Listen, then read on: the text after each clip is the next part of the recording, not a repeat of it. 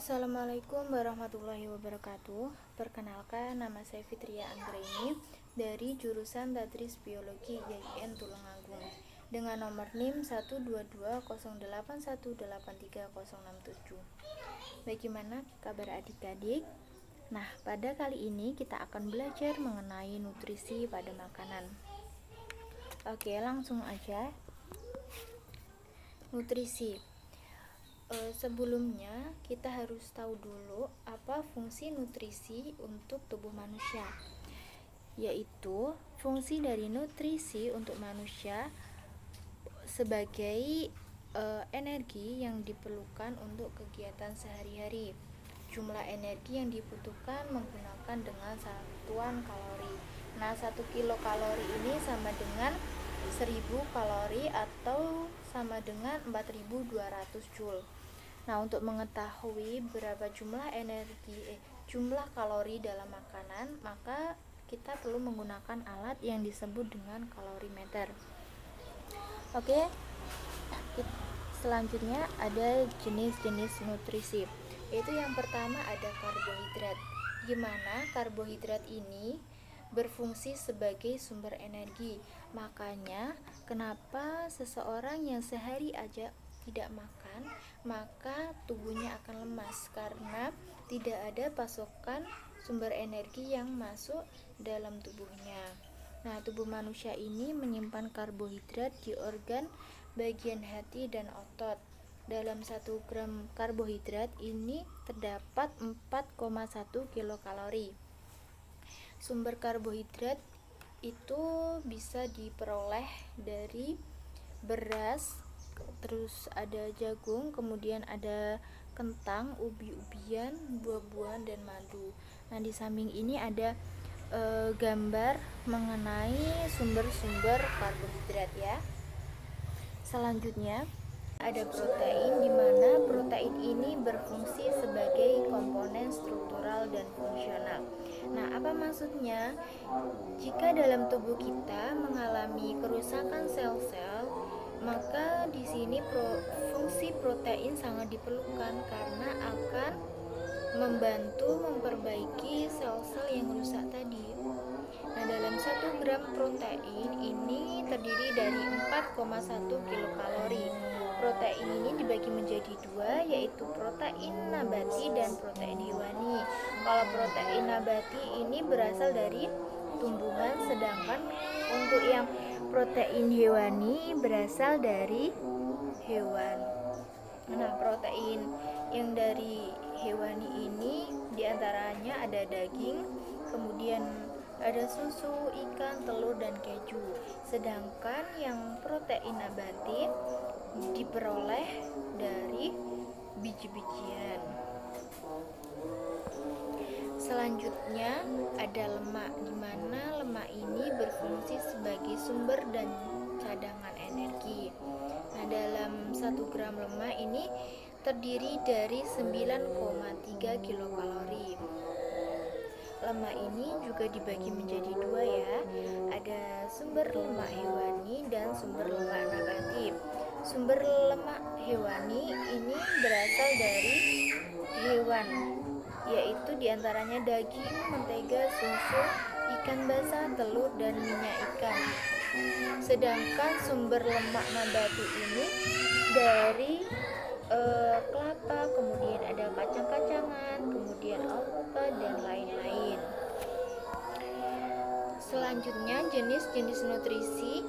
Yang keempat ada vitamin, di mana vitamin ini dibagi menjadi 2, yaitu vitamin yang larut dalam lemak dan vitamin yang larut dalam air.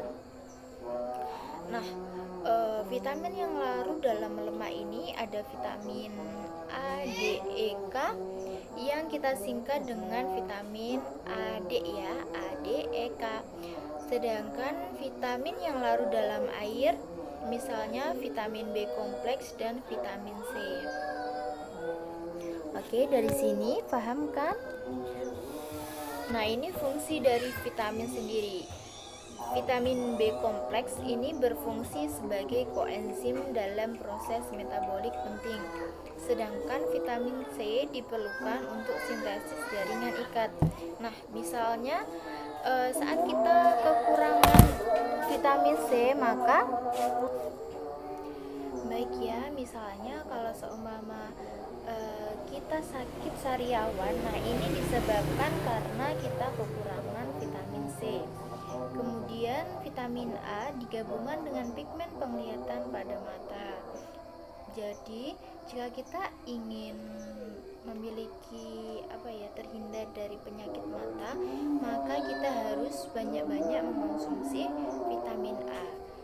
Contohnya vitamin A ini terkandung dalam buah apa aja sih? Ada wortel, ada apa lagi ya? Yang kebanyakan itu dari wortel ya kalau vitamin A. Selanjutnya untuk vitamin D ini membantu penyerapan kalsium dan pembentukan tulang. Nah, vitamin D ini juga diperoleh dari saat kita olahraga di pagi hari ya. Sinar matahari ini membantu kita untuk menguatkan kalsium dalam tulang kita. Kemudian vitamin E ini bersama-sama vitamin C melindungi fosfolipid dalam membran dari oksidasi. Kemudian yang terakhir ada vitamin K yang diperlukan untuk penggumpalan darah. Nah, jenis-jenis nutrisi selanjutnya ini ada mineral, di mana garam mineral dibutuhkan secara sendiri-sendiri maupun berkelompok. Masing-masing mempunyai peranan tertentu di dalam tubuh. Beberapa contoh penyakit kekurangan mineral antara lain yaitu yang pertama, kekurangan kalsium yang dapat menyebabkan darah sukar membeku dan kejang otot dan gangguan pengulangan. Kemudian yang kedua ada kekurangan iodium yang ini akan menyebabkan penyakit gondok pada seseorang. Nah, baik, cukup sampai di sini materi mengenai nutrisi pada makanan. Selanjutnya saya akan menampilkan sebuah video pembelajaran yang berisikan tentang nutrisi pada makanan. Kita akan mempelajari tentang jenis-jenis nutrisi yang dibutuhkan oleh manusia, yaitu makanan yang kita konsumsi seharusnya tidak hanya sekedar mengenyangkan, tetapi harus mengandung nutrisi atau gizi. Nutrisi atau gizi adalah zat yang dibutuhkan makhluk hidup sebagai sumber energi, mempertahankan kesehatan, pertumbuhan, dan untuk berlangsungnya fungsi normal pada setiap jaringan dan organ tubuh. Sebenarnya, makanan yang kamu konsumsi sehari-hari harus mengandung 6 jenis nutrisi, yaitu karbohidrat, lemak, protein, vitamin, mineral, dan air. Karbohidrat, lemak, dan protein dibutuhkan dalam jumlah yang banyak, sedangkan vitamin dan mineral dibutuhkan tubuh dalam jumlah yang sedikit. Karbohidrat, lemak, protein, dan vitamin merupakan nutrisi organik yang mengandung karbon. Sebaliknya, nutrisi anorganik seperti air dan mineral tidak mengandung karbon. Makanan yang mengandung karbohidrat, lemak, dan protein perlu dicerna atau dipecah terlebih dahulu oleh tubuh. Sedangkan air, mineral, dan vitamin dapat diserap langsung oleh sel-sel tubuh. Yang pertama ada karbohidrat, di mana setiap molekul karbohidrat terbuat dari karbon, hidrogen, dan oksigen. Karbohidrat adalah sumber utama energi bagi tubuh. 1 gram karbohidrat menghasilkan 4,1 kilokalori. Terdapat 3 jenis karbohidrat, yaitu yang pertama ada gula, pati, dan serat. Gula disebut karbohidrat sederhana. Contohnya, makanan yang mengandung gula adalah buah-buahan, madu, dan susu. Dua jenis karbohidrat lainnya, yaitu pati dan serat, disebut karbohidrat kompleks. Pati ditemukan dalam umbi-umbian seperti kentang dan makanan yang terbuat dari biji-bijian. Serat seperti selulosa ditemukan di dinding sel tumbuhan. Makanan seperti roti, gandum, atau sereal, kacang-kacangan, sayuran, dan buah-buahan merupakan sumber serat yang baik. Serat tidak dapat dicerna oleh saluran pencernaan makanan manusia, sehingga dikeluarkan sebagai feses. Dengan demikian, serat bukan merupakan sumber energi bagi tubuh manusia. Konsumsi karbohidrat terlalu berlebihan dapat menyebabkan penyakit gula atau diabetes. Menurut WHO, 246 juta orang di dunia mengidap diabetes. Jumlah ini menunjukkan hampir 6% dari populasi orang dewasa di dunia. Karena jumlahnya yang besar ini, maka diabetes disebut sebagai the silent epidemic. Penyebab utama peningkatan kejadian diabetes adalah olahraga teratur dan pengaturan pola makan dapat mengurangi atau menunda timbulnya diabetes lebih dari 50%. Untuk mengetahui kadar gula darah dalam tubuh, kita dapat menggunakan alat pengukur kadar gula dalam darah. Kadar gula darah normal berkisar antara 60 sampai 100 mg per dl saat dalam kondisi tidak makan. Jika setelah makan, kadar maksimal kurang dari 140 mg per dl. Kemudian yang kedua ada lemak. Lemak atau lipid diperlukan tubuh karena menyediakan energi sebanyak 9,3 kilokalori per gram. Melarutkan vitamin A, D, E, K, dan menyediakan asam lemak esensial bagi tubuh manusia. Selama proses pencernaan, lemak dipecah menjadi molekul yang lebih kecil, yaitu asam lemak dan gliserol.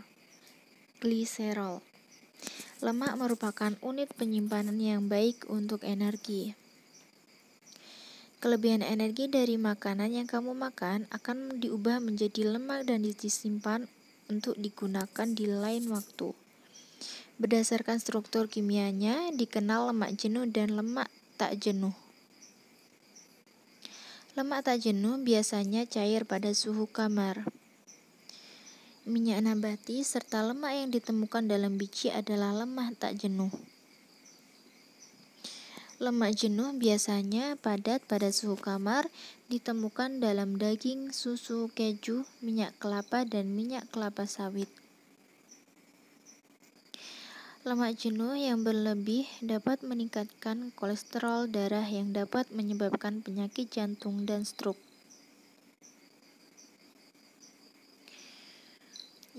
Kemudian ada protein, di mana protein dibutuhkan sebagai penghasil energi untuk pertumbuhan dan mengganti sel-sel tubuh yang rusak, membuat enzim dan hormon, dan membentuk antibodi atau sistem kekebalan pada tubuh. Protein merupakan molekul besar yang terdiri atas sejumlah asam amino. Asam amino terdiri atas karbon, hidrogen, oksigen, nitrogen, dan kadang-kadang belerang. Protein yang kamu makan dapat berasal dari hewan atau protein hewani dan dari tumbuhan atau kita kenal dengan protein nabati.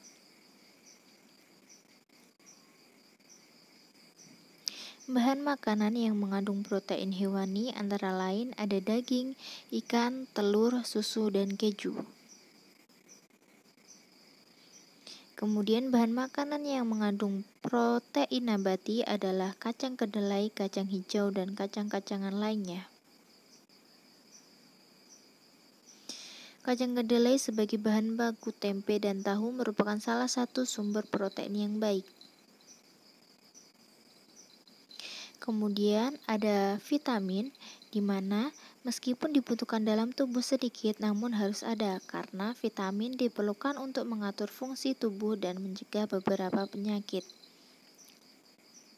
Vitamin dikelompokkan menjadi dua, yaitu vitamin yang larut dalam air atau vitamin B dan C, dan vitamin yang larut dalam lemak, diantaranya ada vitamin A, D, E, K.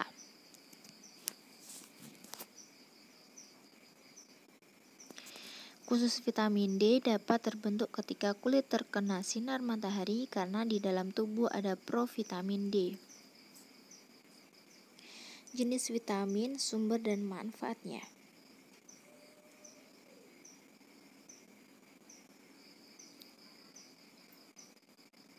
Nah, ini bisa dilihat dari vitamin A, vitamin B, vitamin C, vitamin D sampai vitamin K.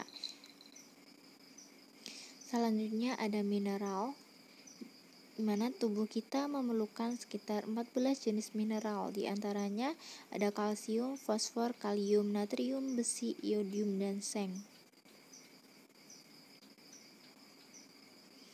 Mineral merupakan nutrisi yang sedikit mengandung atom karbon.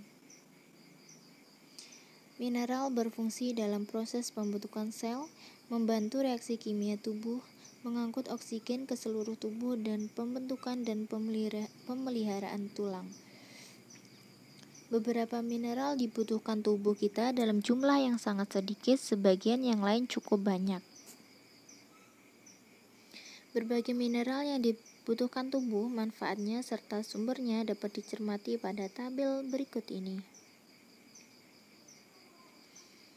Untuk yang mineral, kalsium, kegunaannya itu bahan pembentukan tulang, gigi, kerja otot, dan sistem saraf. Kemudian ada air.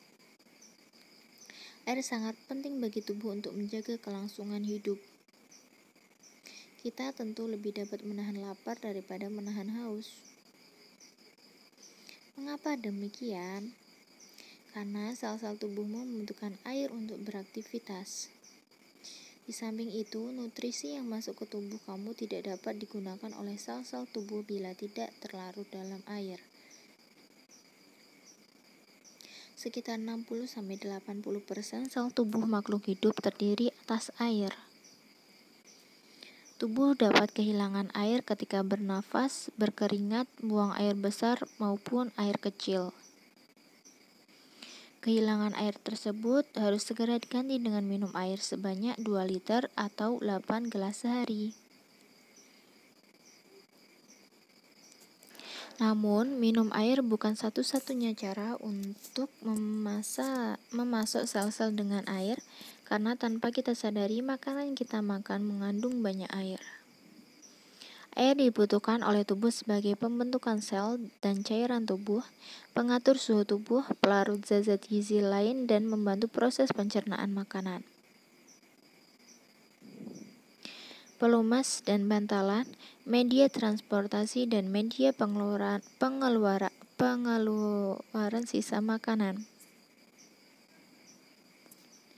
Terima kasih, semoga video ini dapat bermanfaat.